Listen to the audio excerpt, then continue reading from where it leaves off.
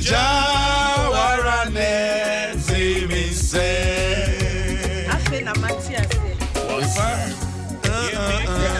Ade. Why a grand musician 30 years. Oh, okay. When you're producer. Oh, okay. Now on my high pitch national Matias. When you go to bed. It's hot. Now so me come from Granda Virada. Oh, Jawarane Zimise. In the chorus, the crowd there. If I'm Zimise. Yanyabru. Jawarane Zimise. Oh, Sura OCP. Zeama Mikra. Oh, Jawarane Zimise.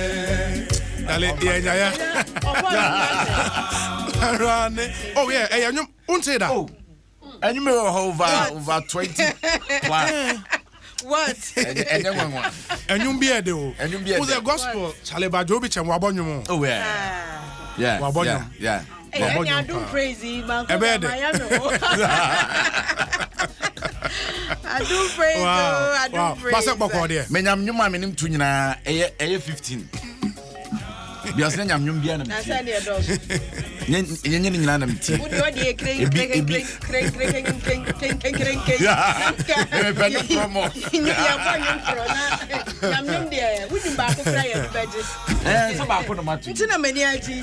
E na nyum ba ko bi. Me de ma de so Mabo. And no the new gospel artist of the year. Oh, okay. Yeah. Okay. It's a solid A.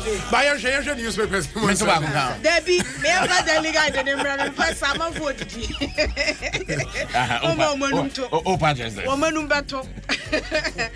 Delegate Democrat, Mumia a Muslim number Daniel Bumpo with Chebi and Wadiara, who's somewhere more Yana Danny.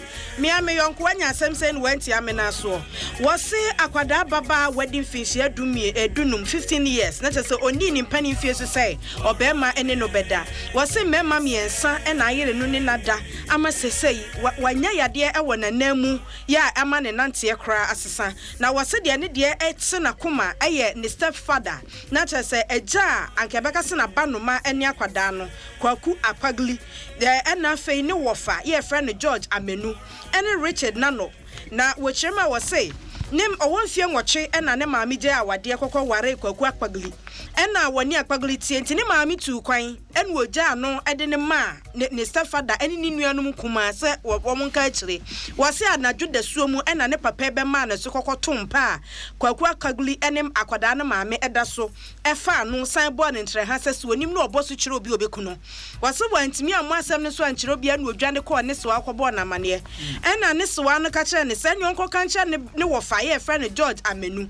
okobo George Amane George ba fie wabo sram anadwo no sanfa no wono a wobeka kire na mena kwabra wuo no so so mpafen enti osena nani aye no ntotontoto wo hunu de wanya ne ho ena maami bi ton wache kokotena maami ne nchen sanse wo kofie enko ne so aho nye ne wo fa so kra pa san ne nada na se mema mienu ena ne nada eno ko rich okokotena maami no ton wache ne ho ancha ena maami ne baba mu friend Richard Nano wono so besra ne maami nti oba ya akwada bai wa ne tene maami nchen no eno oyire akwada ne datu aso emprensa ejanche sa akwada na abrabo no wote ne maami ene ne stepfather nchen a woto ne mu na wokobo no wo fa amane a no wo fa to ne mu na wonkwape obi nchen tena obi nsuso akwakoto ne mu na eti asemi yese akwakodu aposifo nsamu a woguso a wo hyehyem daily guide bokrata na de aba na wode Richard Nano na wotoso miensa wo fa akwada bai wa na no ne ne maami oton wachete no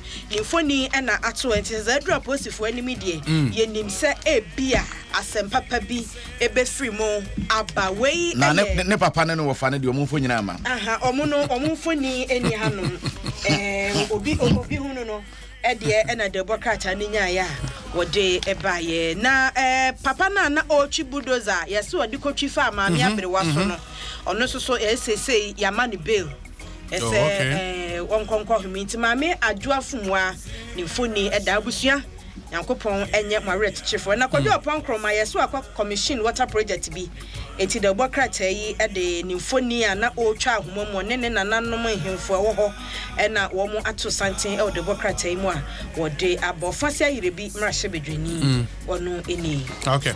Yamfa Daily Graphic de bokrata no enfantwas na hwe ha. Yes aban nwumaku ahodo ministries any agencies any nwumaku ahodo ehya abayanse no accounts o mo de didwuma na edoso dodo obefa ha ne adwumaku ba ko bank accounts be say 20 iti be wiase obi bokro no kra yehu yese maako 6000 empanyufo so wo tumu krokro sade be ya na ne kwan mo befa so mo benya om sika no bibia betu akọ wano na akọ eketerese ene na ne empanyufo de aba abonten a wo se wo de dwumadie bi aba ye friend Ghana Integrated Financial Management Information System ene ne wo de ba be ya adwuma ene nti aban adwuma efo nyina da ene nwumaku ahodo ni nyina wo makatua ne ne mutia ni atimi de ani de achi eti ba akokora firima na empanyufo so obi pese oboye krono na afia atimi de ani de achi a ene de obokrata friends Daily Graphic what they are banana answer was a funds for HIV/AIDS cure launch. Center for Awareness Global Mission and they wanted 20 million. And the Ababetu Montese what the Babe Bois said the Abaya HIV. One and over AC Sakobas be do crew beer near to me near to media swano Obakaya sa opening what the Drubi by QFS. And the Bimusu and year Jumana he said the Abanse one and took a sonoma jumu one with the fisher basin no near watch say a drone a passet Missa Yare HIV Yare no South Africa the Okwa Womuso Magia to Monimum as will be an embra yes a branch and quanta them Itigana and they yabo for 20 hours here the Baby Jumuma pa Edia Bawrem na se wradia dom na se kobase yare no great misa pa tu ase fekofeko dia yes Ghana na panyina wono ne kasa edema mental health authority what is small ba beto monte was wadwene ho wonte ase he cannot tenfa ni nyina ne se de bia ye pramonten de bia ye prafi na so abodanfo da sugu monten omugo ye den and I say abodanfo na ama krum a ye pese tenent was ye pramonten dia ye pra bibia mfiri ho na on kai say one year do omukọ so muso mu nya aduane ni no mo ntie release omo sande wo ka tra ban se e wo so ye wasade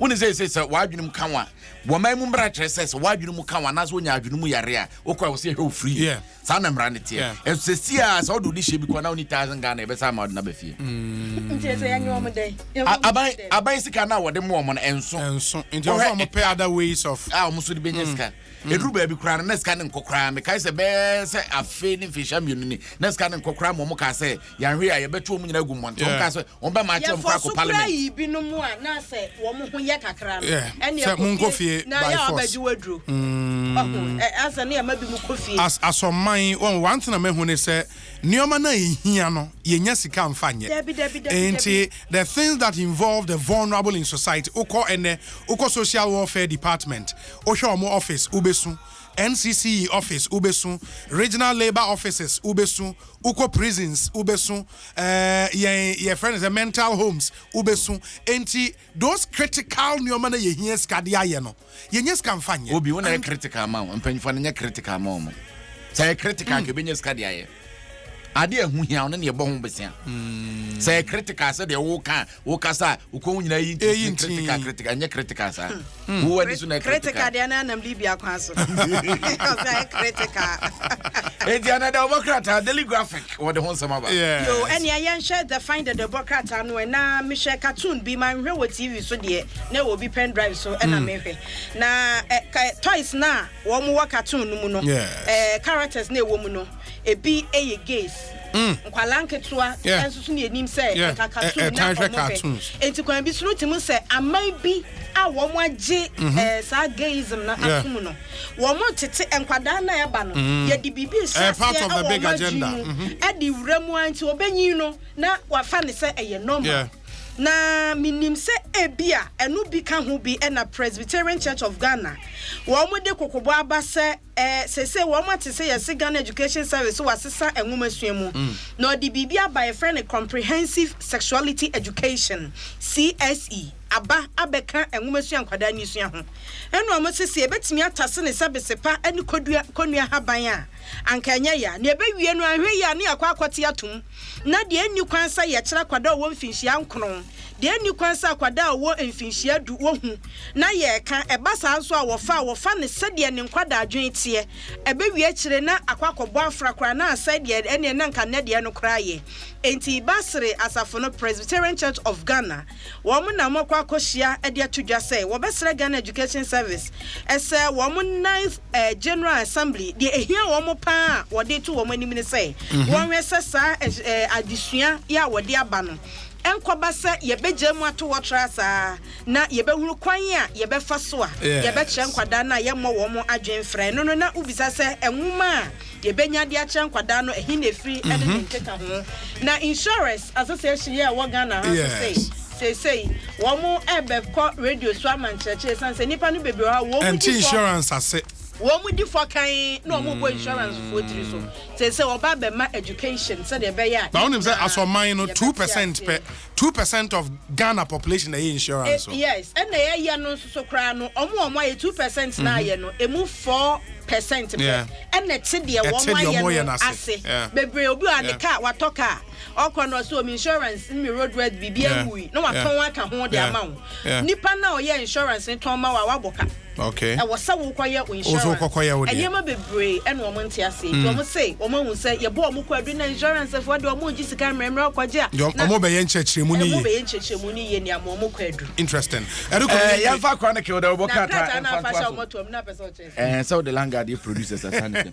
yakoya nim de na piak ene o mu bisa sa nyembia na Ghana fa ngusika yensa kan e wo hen yese fa ngusika be $655 million eni yehwa yehu de obokata France Chronicle na dia ba wo mu ebisa sa nyembia sabiskan eni ntaban it is kan e wo hen fa empanyfo mebu hu konta e ho nsem eda ha na yese take or pay obligation and our policy abanaban say enya de ebeboa Ghana ekotobekuma it say on independent power producers woman for one wafa yi friends ya hode de etoma Ghana de hyenya bi eba betwetwe nkomo na afi yetimi ahwese ye hwe na moan ati totan we nya compulsory by force obi anhye yerekete si afi ehunguram na afi yetwam na etimi aboa moman na yetimi ade ye ho the Chronicle de obokrata nsem bi ka we ho enenne wo mo de bae ya wie edonim say enra oka old picture bi a wo hu ye no se si na Facebook you me old picture bi aba hwe me call level 100 na akwa wa ya tuni page no akumi ya na DC Brekum West Isaac Osei DC with a swag de oba 100 bi o se so Brekum a onya mpuntunyuma enti manwa obesoa no de onzo ba besoa de very necessary ne ne mana kwa obelobi bi ontimi international de be patapase na nwanwa mo men kasa Jason Samson wa dom 106.3 FM la posso can stop us now 106.3 FM Jim FM 106.3 top